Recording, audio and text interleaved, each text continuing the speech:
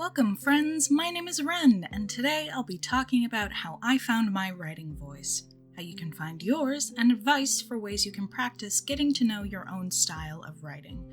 I will also be providing examples of my own work to back up the arguments I will be making. Today, I'm showing off a podcast cover I was commissioned for, along with some fan art of Adine Abernant from Fantasy High Junior Year.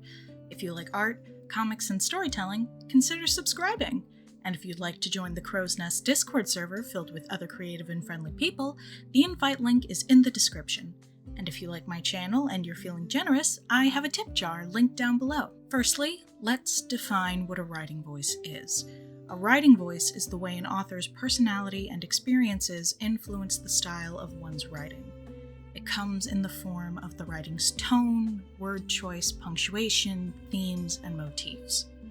Before I get into the semantics of writing itself, I'll briefly talk about my own background and experience as an author. For as long as I can remember, I have been a storyteller and devourer of books. And my time in school reflected that. Out of any assignment, my favorite was always an essay. Writing has been the only way I've ever felt truly understood.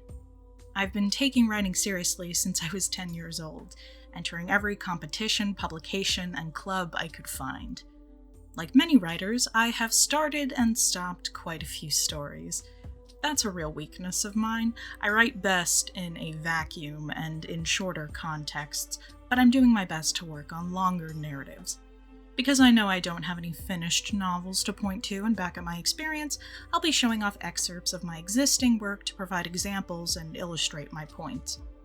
Before I lead with how to find your writing voice, I'm going to provide an example of my work and quickly explain what my own writing voice is like, along with its strengths and weaknesses. This is a poem I wrote in writing club back in school. Titled, "The Scent of Sheeted Pages." The aroma of books is calming. We breathe in beauty as the ink fills our eyes, closing us within realms of words that blind our senses to reality. Decay is inhaled as we live between the bindings, covers hiding the worlds we travel through, a secret we keep in our shelves. Readers are wanderers, drunkenly parading through paragraphs of perfumed pages. The scent is sweet and old, like a sunny mist gone stale, yellowed like the paper that has died. We are high, addicted on adrenaline provided by poems. Aroma, strong and alive. The foundation of my writing used to be spoken word poetry in addition to descriptive narration. Nowadays, it's pretty much entirely prose and world building. If I were to break down my grown-up writing voice, it would go something like this. I tend to write in waves, pushing tension and pulling back at selected intervals. I'm very sensory-oriented. My descriptions are filled with things you interact with, and their interpretation is meant to elicit the feelings I'm trying to portray. I use alliteration liberally when it's called for, targeting specific consonants that reflect the changing emotions and tension of a scene. I used to have trouble being objective, but then I tried writing from an investigative perspective, limiting the flowery language in order to keep important facts easy to understand. When it comes to critiquing myself, I often try to remind myself that merits are just as important as weaknesses.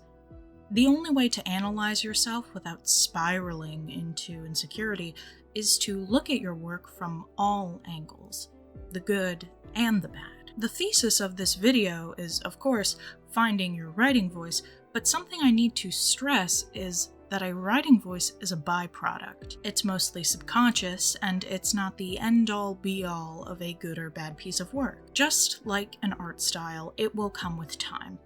What I'm here to talk about is ways you can speed up that process, or help you analyze the beginnings of your own voice. Find patterns, pick up common motifs. Finding patterns takes some time and work. You need a good amount of excerpts to pull from, or you can fulfill various writing prompts and compare them. What themes or vibes do you see recurring in your work? These can be visual, motifs, but you can also find larger themes frequently in your longer narrative works. My own motifs revolve around contradictions. I especially enjoy describing things that are both beautiful and dangerous. I pull a lot of inspiration from the natural world, its sights, sounds, and textures. Much like many poisonous plants, I find something very attractive about things that are both pleasant to look at and deadly. It's the kind of unassuming danger I find can be both enchanting and scary. A greater theme I employ on a larger scale is man versus the world and man versus nature. These are two types of external conflict in writing. In summary, this is when either the protagonist is trying to survive in opposition to the world and its natural forces, or the society and the people within that world. Now we're going to talk about methods for finding your writing voice. First off, analyze writing that has rhythm. The way I began to express my voice and find pacing was by looking at poetry and song lyrics. You'll find a similar theme to this concept in many books as well. In my opinion, writing should feel alive. It should have room to breathe, a cadence, and natural pauses. Periods are stopping points, yes, but even within sentences, there are many ways to put stress on a subject, to find highlights in your text. Rhythm refers to the way word choice and sentence length allow your writing to flow. Much like a tide, my preferred way of writing is to draw up my pacing and then speed it up again. I'm going to provide an example of what I'm talking about when it comes to using rhythm in your writing voice. This is an excerpt from a recap I wrote for my long-term D&D campaign. The only context you need is that one character named Gooseberry is about to be shot by an arrow, and another party member interrupted the archer with a spell called Magic Missile. The party member also has a connection to the Fates from Greek myth. Time moves in fractions of seconds. The slowed swirling of mist predates the taut moan of a bowstring and the pressurized release of a magic missile. In this moment, a second sister smiles from above and a satyr reels back in pain. This action leaves no space for the ticking of a clock or the exhale of breath. Wood snaps, and an arrow pierces the ground, just a hairline graze from the carotid artery of Gooseberry Ganderkin. There is not enough time for blood to pool into a droplet on the surface of her skin. And much like a gunshot, a bullet will pierce its target before the sound of death follows. I tried to make the first paragraph feel slow and drawn out since time was stopping, followed by the rush of the arrow snapping and the near death of Goose. This is my most recent piece of writing, and you can see the roots of my style that were present in the poem I read before. I implement sensations, and when I do use alliteration, it's in the form of soft S sounds. I'm trying to smooth out the tension of the situation being described, making it feel calm in light of the danger. The second way to find your writing voice is to simply keep writing. There are 2 quotes from Margaret Atwood that have branded themselves into my brain. One being, quote, "The only way to become a writer is by writing. There is no other way. Write, write some more, fail, fail better." The first draft is only meant to exist. Even if you feel you're writing badly, you're still writing. And if you feel your work is bad, objectively analyze why. What makes you feel good or bad about your writing? Isolate the positives and negatives and use that to fuel your next line. When it comes to building a new skill, I'll admit I'm a bit of a stubborn person. I teach myself new things all the time, and by and large, the best way I've gotten to improve myself is by brute forcing my way through improvement. What do I mean by brute forcing? I'm talking about grinding, like in a video game, where you repeat a task over and over and over in order to practice and improve. I do it with art, I do it with writing, I do it with everything.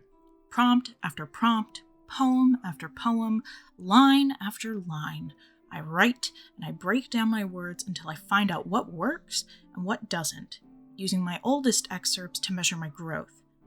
Try not to compare yourself too harshly to others.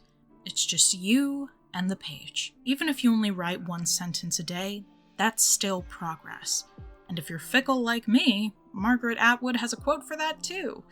Quote, "The waste paper basket is your friend. It was invented for you by God."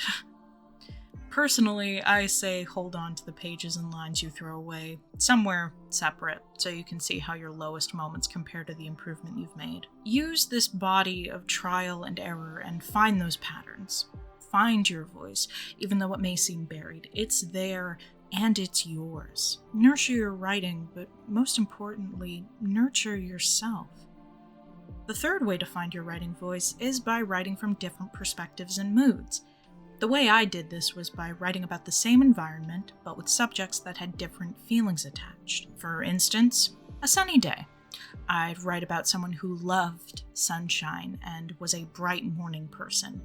I'd write another from the perspective of someone who loathed the scorching heat of the sun and its blinding light. Different people can feel many things about the same place. The same goes for rain, snow, but even the same location and room. Take a messy office, for example. On one hand, it could be the manifestation of someone's depression, dread, and anger.